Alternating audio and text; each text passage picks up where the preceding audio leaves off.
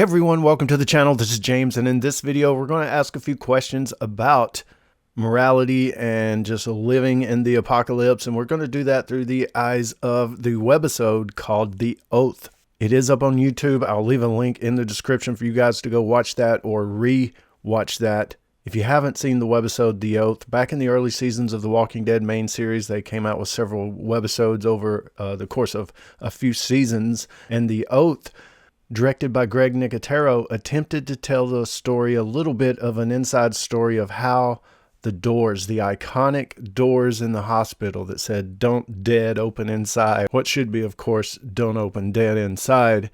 How did that happen? Who did that? And we were told that story in that webisode, The Oath. But the webisode also raised some questions, and we'll ask those questions in this video. So if you haven't seen the webisode, follow the link, check it out, come back and let us know what you think about it in the comments. So as far as the time frame of the webisode, we know it happens while Rick is still in the hospital, because when he comes through the hallway, the words are written on the doors already. Well, how did they get there? Let's go back in time and we'll find out. So Rick should be at that hospital, the very same hospital that's in the webisode. The webisode does attempt to answer maybe how does Rick survive in a coma by himself after Shane leaves him. You know, it's supposed to be a good amount of time, weeks even, right? So this lone lady in the hospital, that does answer a question that she comes across Rick and keeps him going, keeps his saline bags changed out, his diaper changed. I mean, I don't know. What do you do to people in a coma? Whatever it is, she did it, keeps Rick alive, and he wakes up at the point maybe she's dead and gone, because we don't see her when Rick comes up and goes through the hallway, sees the doors, and exits the hospital. We never see Dr. Gale Macones. So that might answer one of the questions that we'll ask in this video. Did she die?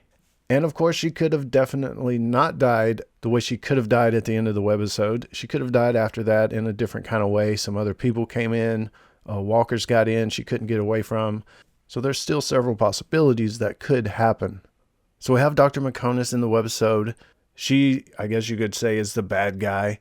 And we got the good guys, Paul and Karina. Paul, of course, played by Wyatt Russell. You've seen him in a few things, I'm sure. He's got a famous father, but good actor. He's in this. He's the one that wrote on the doors, spray painted on the doors. But as we look at the webisode, it's called The Oath. And why? There's several things in the webisode. The thing between Paul and Karina, their camp gets overrun by walkers at the beginning, and it's just them two. And what is the oath? One lives, all live. So they're like, it's just us, you know, and to keep the memory of the group alive, one lives, all lives. We took that oath to, you know, if we can get away, if somebody can live, you know, we need to make that happen. And so they get away. Paul is injured, and Karina finally finds the hospital, one kind of entrance to that hospital. It doesn't look like the same entrance, you know, as far as the TV show and stuff like that, but whatever.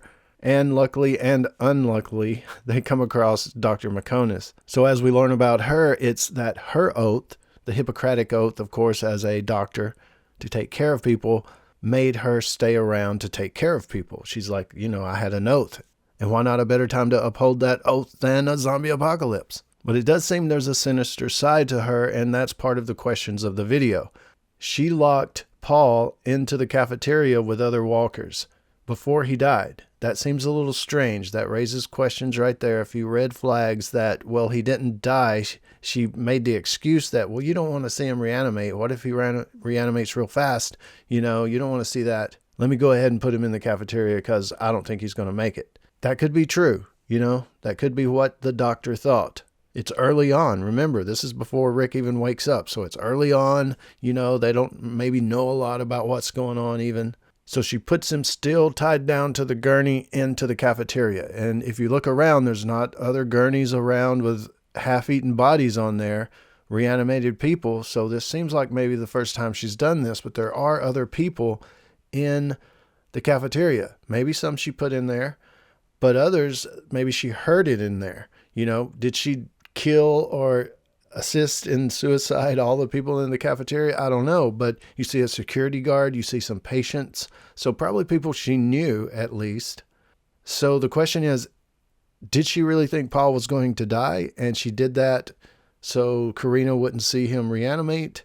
That's kind of being a good person, right? If she really thought he was going to die. But I kind of think she's trying to feed the walkers, maybe some people she knew before that worked with her. She's like, well, he's going to die anyway, and I think I need to feed them. Is that a thing? Is that even possible that she thought that? Because I think she's a little, that's another question. Is she crazy? Is she psychotic? Or does she actually make sense all along the way? She had a young nurse with her. At one point, she treated some people. They come back a couple days later, grab the young girl, going to take her away and do naughty things. And Dr. Macones gives her a vial of stuff that she injected into Karina at the end of the webisode. Assisted suicide. Hey, you don't want to get raped by a bunch of guys? Here's a little vial of stuff you can drink. I guess you can drink it. She would have to have a needle also, if it was the same way with Karina at the end where it was an injection. But however that can work, you don't want to be raped, drink this and it'll be poison. It'll kill you. Karina, she didn't want to go on living. She's like, really? One lives and all lives? Really? I'm going to be the one that has to go on through this apocalyptic world, remembering all my friends getting torn apart and eaten by zombies and then getting up trying to come eat me. I'm going to have to go through that. Really? Screw that. And she was opting for suicide. So that's a big thing. Suicide is a big thing throughout the Walking Dead series. Rick almost opted for it right there under the tank right before he looked up and saw the bottom of the tank was open so he could crawl up in it. The guy that he found in the house where he got the horse, yeah, that guy opted for suicide. And we know that Sasha opted for suicide. She wanted a way to maybe get at Negan, so that was part of it, but she didn't want to continue in the world. So you have to ask the question of things like, okay, what about Dr. Jenner?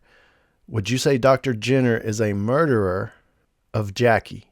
Jackie understood that the building was about to explode.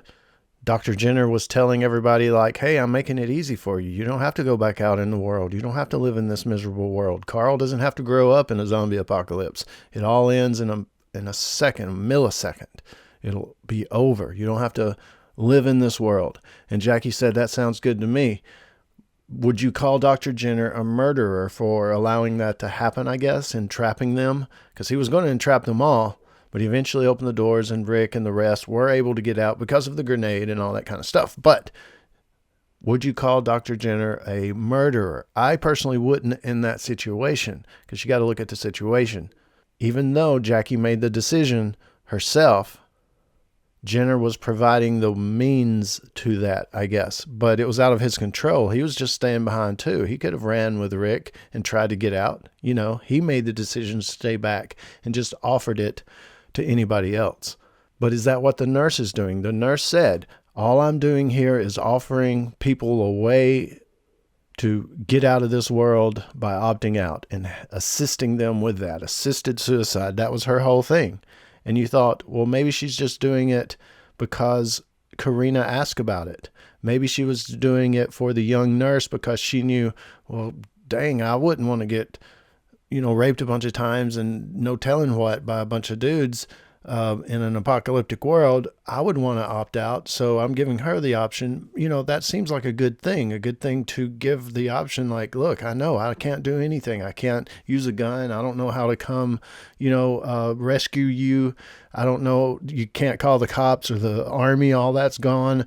It's like, I don't know what to do to help you except this. So you think in that situation, as far as the young nurse, maybe it could be a good thing. But you look in the situation of like Karina, she enticed that a little bit. Even though Karina said it first, she kind of said, yeah, that sounds good. That sounds good. And while she was preparing the needle, it almost seemed like that was why she stayed back almost. Like, I didn't stay back just to help people, bandage them up, because I bandaged up those dudes. Or those people, maybe some girls were with them, whatever, those 7 people or whatever she said that 2 days later came back and grabbed the young nurse. So she didn't try to kill everybody.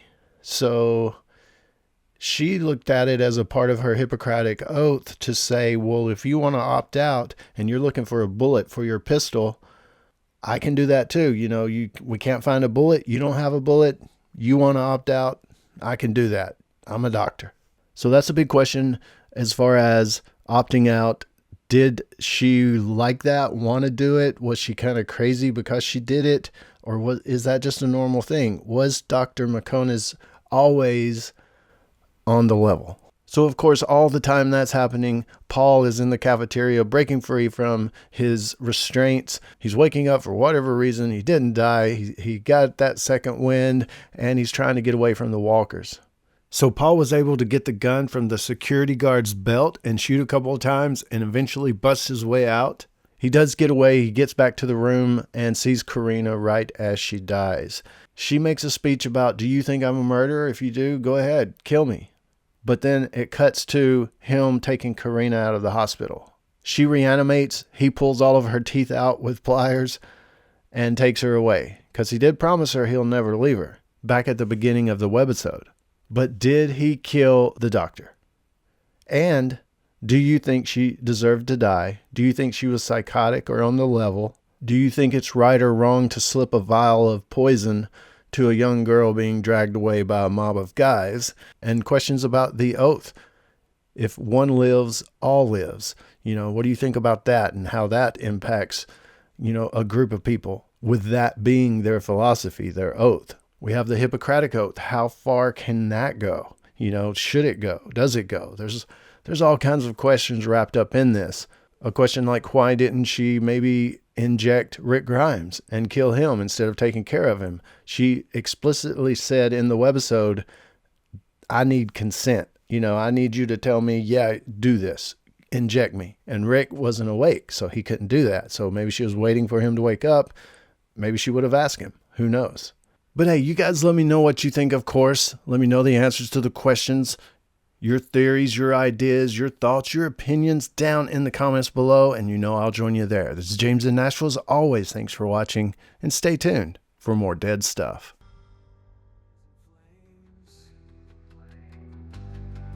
By sin we're going under, just drowning in the rain. This could be